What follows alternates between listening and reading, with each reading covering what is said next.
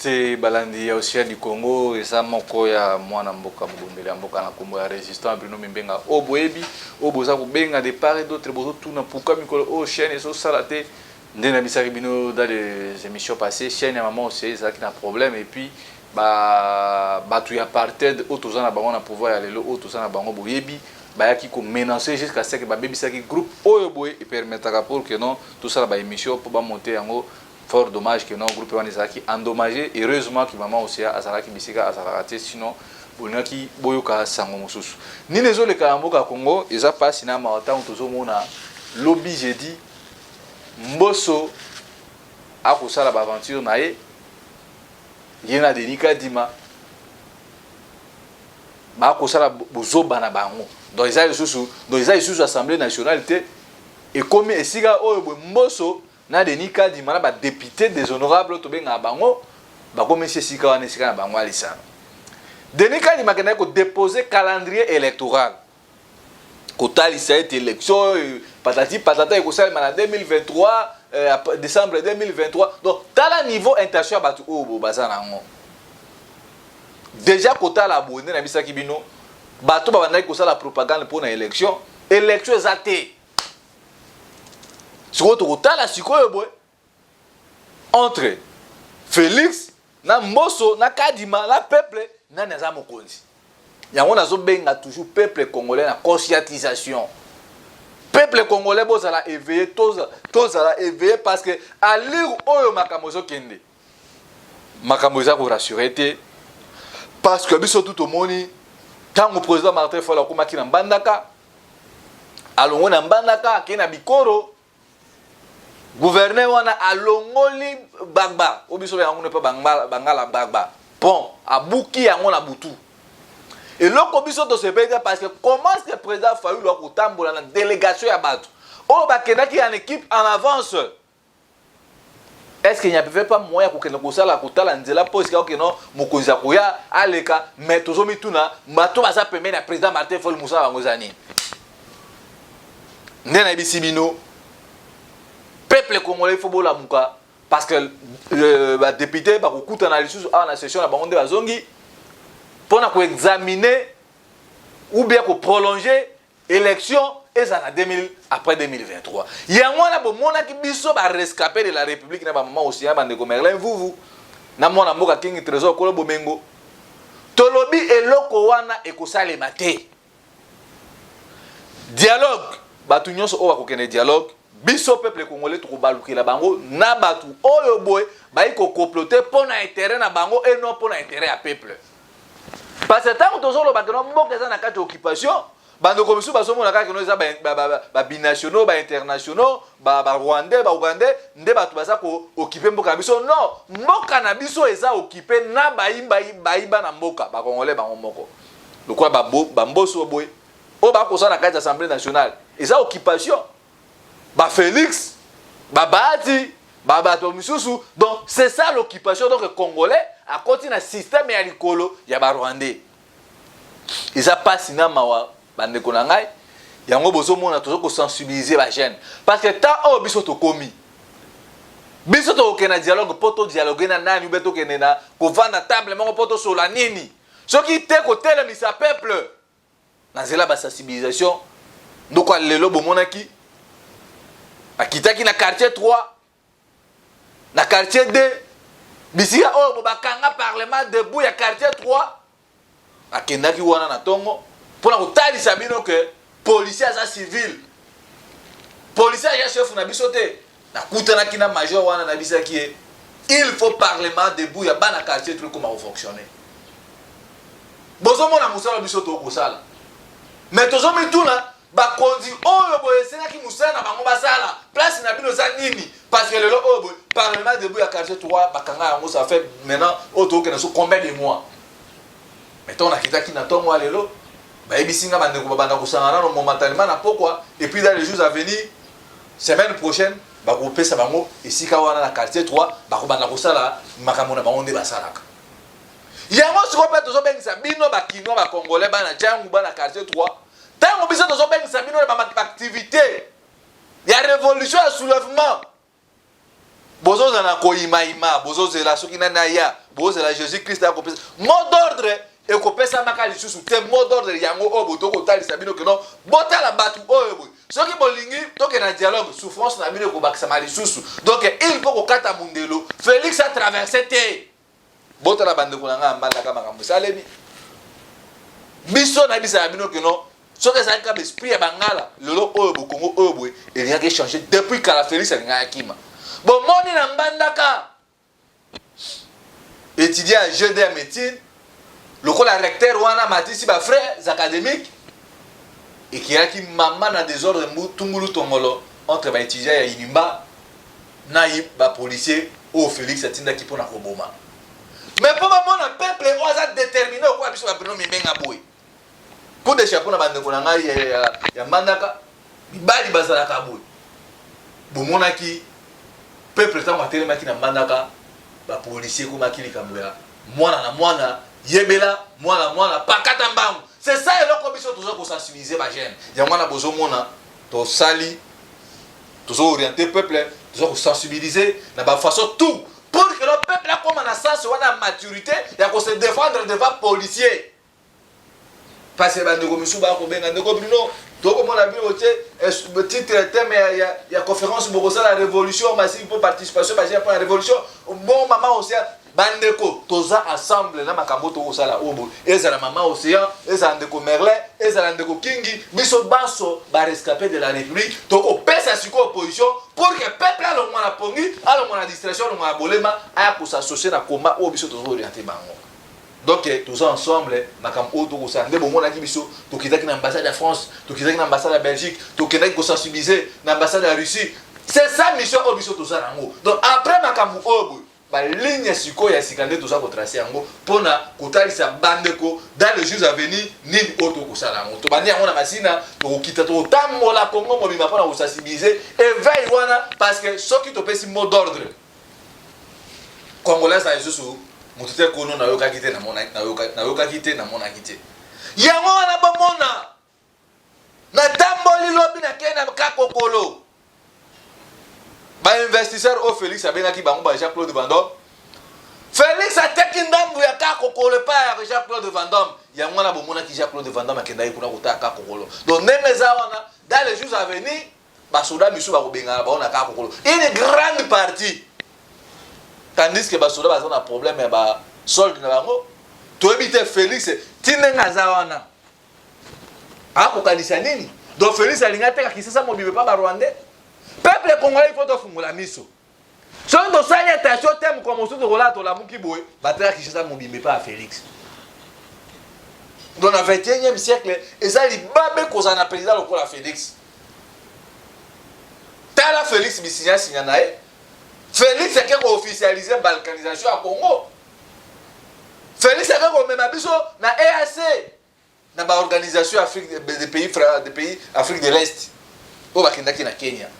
Donc nemeza wana bana Congo boye bayango nyoso boko yoka o Félix abe kopesa kaka membote eza distraction pure simple bomono ate basukote kabuya bengani na siège na bango eza distraction Félix a balkanisé mboka donc a officialisé yango. Donc dans les jours à venir bomona makambo o bobiso to kotalisa bino soki to telemite bomona ke makambo o bona koloba oyo boye eza makambo uti na se amani. Non moni le oyo boy tant bande ko ba ko ya ko benga biso to kene ko intervenir parce que ba yebi kene ko preno me menga za mo bundeli soka telemi makambu na ye ezo asimate na bande ko to za na bango na ba mama osia mosi moko na kati ya mibali mais yo siko mona Congo lali oze na ka lobi tant ba ko officialiser siko ba lobi yango na ba télévision ba lobi yango na ba nini na ba chaîne na ba émission que non Félix a officialisé balkanisation wana nde siko boy yo la muki na pongi oyo ko sutuka kini ba déjà makambo za ko avancer. Parce que depuis on a proposé Félix et réforme nini tout comme donc il a consortium bande ko la biso ala muka boko mona Félix a ko sa nini a ko mona ngo kama mbeta a ko tindika ngo mopanzi yo siko mutozo nyo kwamba boka na lipa zalaki à l'époque 300 francs lipe comme le obo 800 francs na Kinshasa botela na mboka oyo nindi lipesa aliment eza déjeuner oyo mutu mosusu akola mokana ntongo na bamboka mosusu ale na ye te alami na ye te mais aza na posa alia nene fiske lipa na nguba alali ameli na ye mwa ntina ye alali mais botala dimension ya souffrance ya mboka ndeko mboka esimbami économie ya mboka esimbami na baétranger c'est très gravissime peuple congolais boye bango parce que bokomona balibanais bokomona bapakistanais bokomona baindien bokomona bato wana nyonso baarabe bakangisi 700 000 $, bakaboleli badepute na biso mpo bakwesa ministre. C'est fort regrettable aussi que non na mboka soki économie esimbami na maboko ya bapaya baza capable même ya koinfluencer basoda na biso, baza capable ya koinfluencer même bazuzi ya cour constitutionnelle mpona kodestabiliser bainstitution ya mboka. Botala dimension mboka ezokende lelo oyo boye bokomona assemblée nationale ekomi esika moko boye tape ya démocratie eza nango lisusu te. Mutu ayiba mbongo ya batui bacongolais nayebisa bino awa procès ya Kamere ezaka procès ya 58 millions de dollars à terre. Procès ya Kamere bayiba mbongo ina affaire à 750 millions de dollars américains. Est-ce que Kamere bakosa mise pour 57 millions de dollars? Na kati ya makambo wana nyonso Félix azalaki impliqué na kati. Mutu oyo boye soki biso peuple congolais oyo boye bandeko na biso tozalaki même esprit lokola biso ba Bruno boye Félix azalaki mutu ifuto bengana ye depuis kala. Lelo oyo bo Félix ayebisaka bino ntango azalaka na Ituri. Kamere aza na rôle munene ya kojouer na mboka oyo boye. Kamere c'est un homme crédible. Lelo oyo boye Félix a dédouané Kamere. Botala banda bamiyibi na bescro basangani bazwi mboka d'otage au service ba Rwanda ba kosalela bango. Tango Paul Kagame ayaka na Kinshasa awa so bo se rappeler les sources. 2 jours après tant Paul Kagame azonga Kamere babimisa na prison. Alors yo ozomona makambu ya boye. Après une année, 2 ans, 3 ans, 4 ans, on a monté. Bolani ndeko na bino chakata soki chikata soki nani muluba wana ndeko na biso wana. Alors bi Félix eza espoir te ko pesa Félix le sous chasse pour gérer mboka oh eza ko disparaître Congo. Ba ko na kata UDPS. Mais ngana yebisi yo que no peuple congolais bo kanisa te que élection des solutions pour la Congo. Solution za révolution d'une manière brutale. Parce que la révolution toujours d'une manière brutale. Motala biskambo keza koken. Projet à 100 jours. 1500 logements au Balbar Batonga Aou. Tant que vous avez quitté Kamere, est-ce que vous avez dit projet à port à Kalemi. Projet à gaz, il y a moins d'un bon 240 millions de dollars. Botala niveau au Boubatu, au Boé. Baza kozo ba peuple congolais et puis bon on a procès on a Kamere ba juge au ba Jacques Kamere balongoli bango bazu ya sika mosusu ba tie wana pona koya ko sukola Kamere. Donc mission Félix alobisa bino ke Kamere aza na rôle munene ya mboka oyo boy ezalaki po Kamere ko ba bien ka pacificateur au kena ko luka batu de part et d'autre pona ko sa nini pona koya ko vanda pona ko dialoguer. Mais pour na est mboka za ko kende Félix on a validé ticket à balkanisation biso ana Kinshasa to la distillation to kotala prix ya masanga kwa mi kombe ah bralima tala bande kolanga inazo bisabino peuple congolais faut to fungola miso makambu ya minene za ko se préparer na mboka o bino bozana distillation ka kokolo kaka ya ba militaire ya mwana Félix ateke Jacques-Claude Van Damme bo bitu na Jacques-Claude Van Damme akendaki o na ka ba o ya mission ya Jacques-Claude Van Damme akendaki ba pesa ke mission pour ko somba ka donc ne ba sola ba kokoma ba fazer. Nous avons tout là vraiment. Félix a réfléchi ni jusqu'à son vendre. Aux autres cas militaire. Ça c'est quel pays ça? Il y a un ici bino bana ba soldat, bana ba policier. Bota la dimension bino boko souffrir. Quand on a na banda comme alongeza kuna te. Quand on a besoin de maïté mais bazu ngo su bateki yango. Félix akena EAC akoko sa biso na ba organisation oyo boy. Ezako profiter ata na mboka na biso ata eloko moko te. Kaka ba payande mutu baza ko profiter na on de beaucoup mona wana. Donc Félix a validé ticket de ba Rwanda ba kuma kuya ko so ba minerai ça pour autant ba futa 1 franc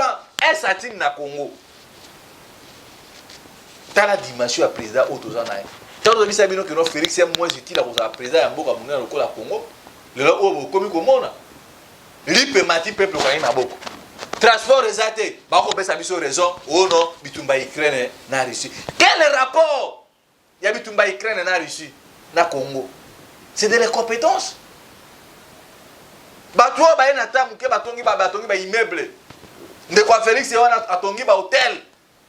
na 10e mairie na concession ya Erzaï. Mais bino boza na sa nzete bo kulia ka manyoko bo komela diamba boza na kati ya distraction. Mais bisa bino awa boy Félix a reçu la demande soki Emmanuel Macron va voter président de la République française. Bande konanga ba congolais mboke soki ne mabe. Soki dotel limité. To bengana Félix avant 2023. Vous pouvez avoir raison parce que le lot au monde ba miyibi nyonso. J'ai la lingette à détourner 12 millions, il y a continuer toujours.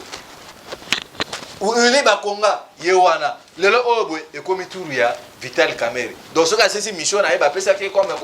le roi qui est informateur pour ba ko mission dans informateur. Alors que ne kuluka ba partie prenante à qui na gauche à qui na droite à qui na centre ba sani ni bloc. Mais biso peuple congolais pas c'est l'équipe de lobby to ko kende ko coaliser na batu wana te. La seule chose au bout de ko kutana bango Isa kubengana batu obi pour na bango tchawa na prison. Yo siko vani na ndako. Calculer n'a que aucune élection o ba ko tricher n'a que aucune révolution d'une manière brutale. To bengana batu obo yo sana côté ni. Yango na zo bengisa yo oya ko se joindre na kati ya combat obo o biso to za kobunda. Tozo pesa position peuple congolais lingi changement et non ba élection na mboka obo parce que mboka eza na kati occupation de lo obo moni ba Rwanda ba ko sala ba jeune na bango na ba groupe na ba sala pour na ko agresser RDC ba M23 ba sala ngo po o Paul Kagame a ko sala a ko jouer rôle ya pop sensier ko to apeli si moto ko ta ko bomba rôle ya Paul Kagame a ko sala a ko saka na Félix donc na Congo to na plus sur la présidente donc Paul Kagame sur le niveau échiquier international ba yebi ke yenge muto a ko gérer Congo na Rwanda. Bomona ki na bisaki bino makambo ya 60 millions de dollars américains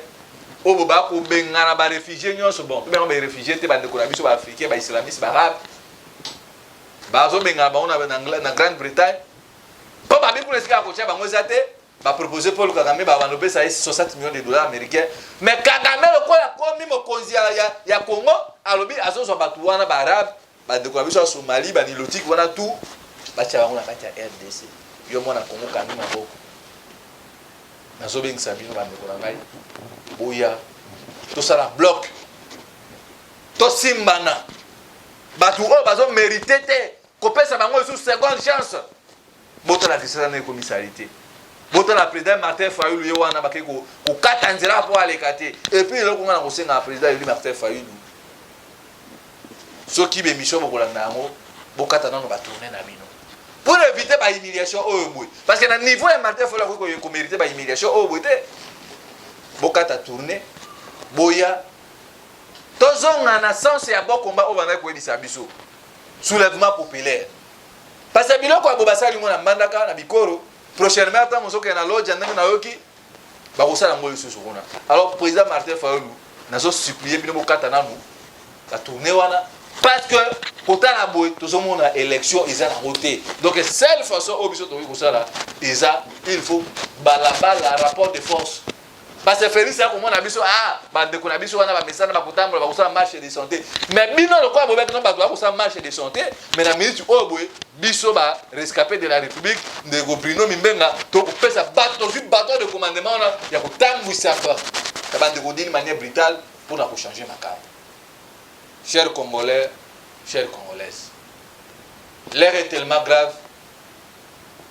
Nous avons besoin de Congolais surtout en unité. Unité wana nde ya ko sala ke to changer bakao. Bon mona ki na Burkina Faso diaspora ya Burkinabé bazwa ki ta ko se préparer pendant 3 ans. Na 3 ans wana mission na bango za ki po ba benga na Blaise Compaoré. Kangisa ki mbongo 400 millions 360 000 dollars na 3 ans et puis au monaki résultat au boy et aki na kati ya Burkina Faso le obo to koloba Blaise Compaoré azate bon moni ba diaspora misusu ba traître ba yaki na Nairobi na Kenya bisika o Félix kana ko officialiser ba organisation mboka na biso ba ko bunda likolo 25 000 dollars américains Félix akabela ki bango depuis quand Félix avani na chômage Félix a commis papa chéri akomi Willy Moucheni akokabola mbongo ba congolais tandis que na kasa epa na ema ezate tandis que banzele ezate na mboka na kati ya ba province Félix akomi distributeur ya mbongo yango nazo bengisa bino ba diaspora tout ça lokola ba diaspora ya Burkina Faso bo soutenir biso bo s'organiser bo tia ba moyen po ete biso ba auto za na kati ya mboka awa ezate ba diaspora Burkina Faso balongaki biska bazaki ba yiko na Burkina Faso ezalaki ba résultat o bazaki na kati ya Burkina Faso lokola biso ba bino mimbenga de ba monaki musala o ba ndeko na basalaki jusqu'à ce que Blaise Compaoré le lo o eboy azana kati ya prison à vie de même peine ko za na régime ya Kabila ndenge pe ko za na régime ya Chilombo voilà le ba biso o toza ko bondela bino to simbana pour la libération ya mboka na biso ndena bisa bino toujours liboka pilipili ici là sur la mokolo monte bande konyo boza na besoin pour soutenir biso numéro zali plus 243 81 73 11 702 plus 243 81 73 11 702 wana ndoko komela biso ba proposition ba idée to yiko pesa na pour na kosala opération Jeanne d'Arc opération Sauveur du Congo. Voilà une fois de plus groupe ya maman Osia monene na banda kosala musala na e ba militaire ya IDPS ya apartheid bayaki ba bibisa ki yango na butu nde bomoni moi retard ya ba information ba sensibilisation musala to kosala moi comme na bino ezate problème to zaki na yango wana heureusement que ba agressaki maman na biso te bo nzambe alingaki te ke non ba pe ekomela ya lelo to soki awa boy soki nzambe alingi tout est na bino dans les choses à venir.